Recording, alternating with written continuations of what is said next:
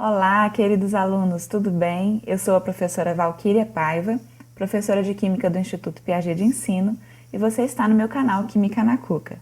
O vídeo de hoje é sobre leis ponderais, as leis que envolvem relações em massa das substâncias. Falaremos sobre a lei de Lavoisier e sobre a lei de Proust. Esse vídeo faz parte de uma série onde nós falamos sobre cálculos químicos, também chamados de relações numéricas. Então, se você ainda não assistiu, assista o vídeo que fala de massa atômica e massa molecular, o vídeo sobre mol, constante de Avogadro e massa molar, o vídeo sobre cálculo de fórmulas e este que é sobre leis ponderais. Vamos comigo? Olá, queridos alunos! A nossa aula de hoje é sobre leis ponderais. As expectativas de aprendizagem são que você possa distinguir essas leis ponderais e associar dados quantitativos e suas relações proporcionais a elas. Vamos lá? Falaremos das leis de Lavoisier e de Proust. A primeira pergunta que eu faço para você é mágica ou é química? Vamos ver a combustão do papel aqui. Quando nós vemos esse papel pegando fogo, parece que ele vai desaparecendo como mágica, não é? Só que ele não desaparece. Nós sabemos que durante a combustão há uma matéria que escapa no ar pela chama. Se nós analisarmos o fenômeno do enferrujamento de uma esponja de aço, nós também veremos que a massa dessa esponja de aço vai aumentar. Mas de onde vai surgir essa matéria? É uma geração espontânea? Claro que não, não é mágica, tudo é química. Se a esponja de aço está enferrujada, é porque ela vai reagir com o ar, produzindo um aumento total da matéria na esponja. Então, a combustão do papel ocorre diminuição de massa, porque uma parte dos produtos formados é gasosa e vai para a atmosfera, enquanto que no enferrujamento de uma esponja de aço acontece um aumento de massa, porque o produto formado é resultado da reação da esponja de aço com o ar, que vai causar um aumento total da matéria. Na aula de hoje, então, nós vamos aprender como e em quais proporções esses fenômenos acontecem. A primeira lei que vamos estudar é a lei de Lavoisier, também chamada de lei de conservação da massa.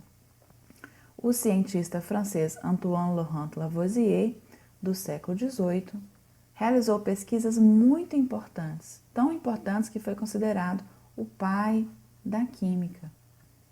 Lavoisier executou experimentos justamente sobre combustão e calcinação de substâncias, com a utilização de balanças, e foram esses experimentos que possibilitaram que ele pudesse determinar que a massa inicial contida num recipiente fechado, antes da reação ocorrer, era exatamente igual à mesma massa contida nesse recipiente depois da reação ter ocorrido.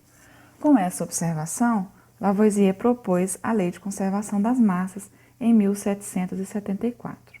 A frase que ele disse foi: podemos estabelecer como um axioma incontestável que em todas as operações da arte e da natureza nada é criado. Existe uma quantidade igual de matéria antes e depois dos experimentos. A qualidade e a quantidade dos átomos permanecem precisamente as mesmas e nada acontece além de mudanças e modificações nas combinações desses átomos. Antoine Laurent Lavoisier. Esta frase é mais conhecida pela célebre frase: na natureza nada se perde, nada se cria, tudo se transforma. Vamos falar sobre como Lavoisier derrubou a teoria do flogisto. A combustão, ela sempre foi alvo de muito interesse dos humanos. Porque desde quando o homem descobriu o fogo, que ele começou a perceber que era possível inflamar materiais utilizando o calor, ele desejou compreender esse processo. E os cientistas, durante muito tempo, formularam teorias para explicar esse fenômeno. Começou com Platão, no século IV a.C., que entendia que existia um princípio ativo comum a todos os materiais. Por isso que os materiais poderiam entrar em combustão. Geber, já em 770 d.C., que era um outro estudioso do fenômeno, propôs que esse princípio ativo fosse o enxofre. Porém, a sua teoria foi rejeitada porque comprovou-se que várias substâncias inflamáveis não tinham o enxofre na sua composição. Stahl, em 1723, criou então a chamada teoria do flogisto. Essa teoria sugeria que quando um material entra em combustão, ele oxida ou reduz um material presente em seu interior, que seria o flogisto. Nessa oxidação, o corpo material perderia o flogisto, que seria expelido durante a combustão, e na redução seria a absorção do flogisto expelido na combustão por outro corpo. Se algum material não queimasse, segundo essa teoria, era porque não havia flogisto na sua composição. Nessa teoria de Stahl, os metais tinham sua massa aumentada depois da oxidação, e como havia perda de flogisto, os materiais se tornariam mais pesados, pois a existência do flogisto no material deixava-o mais leve. O fato dos óxidos terem maior massa que o seu metal também dava suporte a essa teoria, porque foi possível concluir que o metal possuía mais flogisto do que o óxido. A sua teoria foi aceita por muito tempo, porém foi desacreditada porque possuía algumas contradições. O papel, por exemplo, quando ele era queimado, ele ficava com a massa menor do que antes da sua queima, ao contrário do metal. Só que o ponto crucial foi quando Lavoisier descobriu, através de diversos experimentos químicos, o elemento químico oxigênio e descobriu que ele participava desse processo de combustão. E essa combustão ocorria apenas na presença de oxigênio. Nós sabemos hoje que o oxigênio é um gás comburente. É ele que alimenta as combustões. Foi a partir, então, da descoberta de Lavoisier que a teoria do flogisto foi refutada. Lavoisier ele fez diversos experimentos. Aqui nós temos a representação de um equipamento de laboratório utilizado por Lavoisier e um dos experimentos dele foi que em um frasco fechado colocou determinada quantidade de mercúrio e pesou para saber a massa do sistema. Após a pesagem, ele colocou esse sistema num forno a alta temperatura, no qual o mercúrio reagiu com o oxigênio do ar, gerando uma nova substância que é o óxido de mercúrio. Após a reação, pesou o frasco novamente e, comparando os valores obtidos no início e no final, percebeu que esses valores eram iguais. Lavoisier repetiu o mesmo experimento diversas vezes, obtendo o mesmo resultado em todas as tentativas. Sendo assim, o que é a lei de conservação de massas dele? Que em um sistema fechado, importante, a massa total inicial é igual à massa total final, ou seja, a soma da massa dos reagentes é igual à soma da massa dos produtos. Hoje, a lei de Lavoisier pode parecer muito evidente para nós, mas na época que ela foi estabelecida, não tinha nada evidente. As experiências realizadas pelos químicos daquela época mostravam que nem sempre tinha conservação de massa. Quando eles, por exemplo, queimavam um outro metal que é o magnésio, eles observavam aumento de massa, mas se queimavam o enxofre, notavam perda de massa. Então, Lavoisier teve esse grande mérito de esclarecer que essas diferenças de massa eram devidas à absorção ou à liberação de gases. Lavoisier foi o primeiro a esclarecer que no fenômeno da combustão havia uma reação da substância que estava queimando com o oxigênio, e no caso da queima do magnésio, ele Este retira o oxigênio do ar, dando óxido de magnésio. Desta maneira, há aumento de peso na reação. Porém, se a queima ocorrer dentro de um recipiente fechado, o peso permanecerá constante. Por outro lado, na queima do enxofre, este também retira o oxigênio do ar, dando dióxido de enxofre, que é gasoso. O dióxido de enxofre vai se desprender e vai ser liberado para a atmosfera na forma de gás, se a reação for feita num recipiente aberto. Mas se a queima for feita dentro de um recipiente fechado, o peso vai permanecer constante durante a reação. A lei da conservação da massa pode ser enunciada então, se nós tivermos substância A reagindo com substância B, formando substância C mais substância D, segundo a lei de Lavoisier, num recipiente fechado, a soma da massa dos reagentes vai ser igual à soma da massa dos produtos. Repare que, então, se nós tivermos a prata, 215,8 gramas de prata, reagindo com o enxofre, 32,1 gramas de enxofre, nós teremos a formação de sulfeto de prata, 247,9 gramas.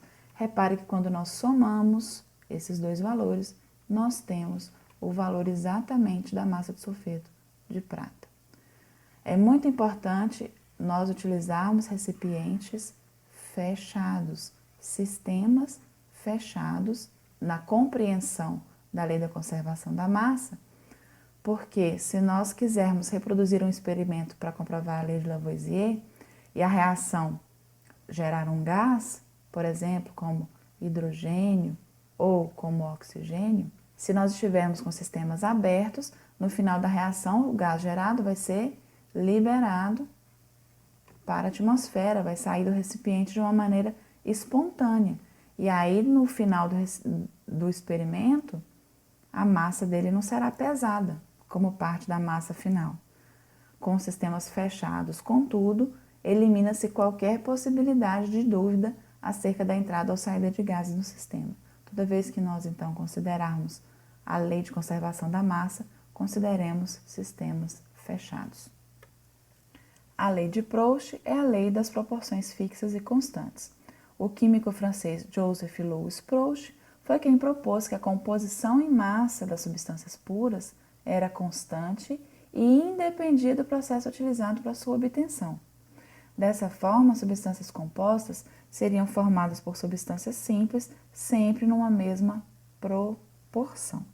Proust analisou em seus experimentos diversas substâncias que eram formadas por inúmeros processos diferentes. Com essa análise, ele verificou que a composição tanto qualitativa quanto quantitativa de uma substância era a mesma. Vamos ver como exemplo o cloreto de sódio.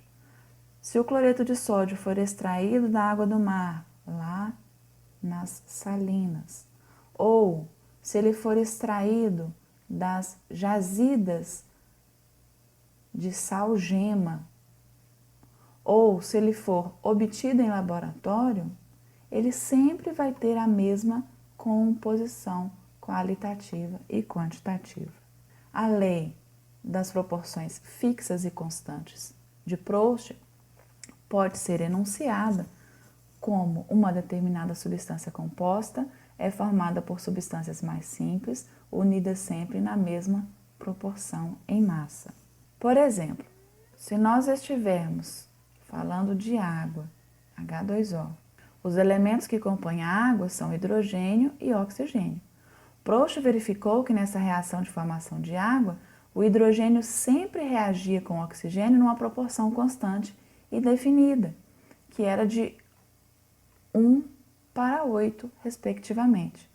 Quando é estabelecida a lei de Proust, os químicos então fizeram o seguinte raciocínio: se uma mesma substância tem composição fixa, ela poderá ser representada por uma fórmula química. Assim, através dessas experiências, eles verificaram que a água sempre era formada por 11,1% de hidrogênio e 88,9% de oxigênio em massa. Em outras palavras, 100 gramas de água sempre continham 11,1 gramas de hidrogênio e 88,9 gramas de oxigênio. A fórmula percentual em massa da água ficaria então H11,1% ou 88,9%. A lei de Proust foi posteriormente estendida para qualquer reação química. Então, numa mesma reação química, há uma relação constante entre as massas das substâncias participantes. Vamos voltar ao exemplo da reação de síntese da água. Suponhamos que sejam feitas 4 experimentos, 4 experiências diferentes, cada uma delas com diferentes massas dos reagentes. Então, o primeiro experimento com massa de hidrogênio 2 e oxigênio 16, formando 18 gramas de água. Segundo experimento, 10 de hidrogênio, 80 de oxigênio, formando 90 gramas de água, e assim por diante. Terceiro experimento, 16 gramas, mais 128 de oxigênio, formando 144 gramas de água.